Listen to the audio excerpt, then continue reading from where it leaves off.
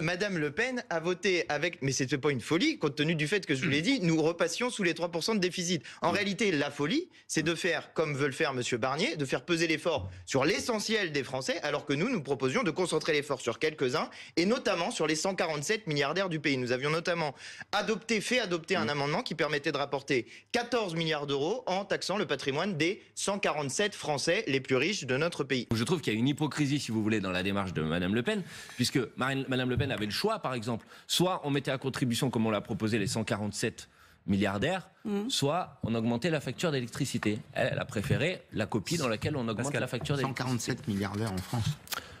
C'est la taxe sur les 2% sur le patrimoine des milliardaires. Non, mais c'est pas des personnes physiques. Il n'y a pas 147 milliardaires en France. Moi, j'ai juste une question sur 20 milliards. 20 milliards, à ce stade, c'est la fiscalité additionnelle qui pèserait sur les entreprises, cotisations, charges. On a calculé que ça faisait l'équivalent de 400 000 emplois bruts chargés. Vous ne trouvez pas que c'est déjà lourd à porter, ça, non? Compte tenu de la situation de l'emploi, compte tenu de la compétition internationale. Monsieur, prenons un exemple, si vous voulez. Oui. Nous avons proposé dans le débat budgétaire ce qu'on appelle la taxe Zuckman pour faire en sorte que les entreprises payent leurs impôts en France. Oui. Ça rapporte 26 milliards d'euros.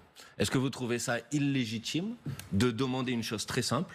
C'est qu'en fonction du chiffre d'affaires en France... Vous pensez à qui? Ah oui, en fonction du chiffre, mais c'est déjà le cas, c'est la loi. Non, pas du tout. Ah si, c'est la règle. Mais attendez, je vous le garantis. Vous savez comme moi qu'il existe aujourd'hui des formes d'évasion fiscale et d'optimisation fiscale qui consistent par exemple à mettre une holding ou une entreprise... C'est la question des prix de transfert que vous évoquez. Exactement. Oui, mais... Voilà. Est-ce que vous trouvez ça illégitime de demander à ce que les entreprises payent leurs impôts en France en fonction du bénéfice réalisé réellement en France? LVMH fait 10%. Non mais répondez à ma question, vous trouvez ça illégitime? Je vous réponds à travers deux chiffres.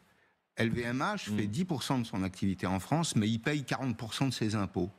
Vous trouvez que c'est pas suffisant? Mais c'est pas le sujet, puisque en l'occurrence, c'est pas de ces entreprises-là dont je vous parle. Je vous parle des entreprises qui font, par exemple, 40% de leur chiffre d'affaires en France, mais qui ne payent que 10%, par exemple, de leur impôt en France, puisqu'ils utilisent cette technique de prix de transfert pour transférer une partie de leur chiffre d'affaires dans des entreprises qui sont basées dans des paradis. Monsieur Bompard. Non, mais je vous donne juste un exemple. Ça rapporte 25 milliards d'euros. Vous trouvez pas que c'est une bonne idée?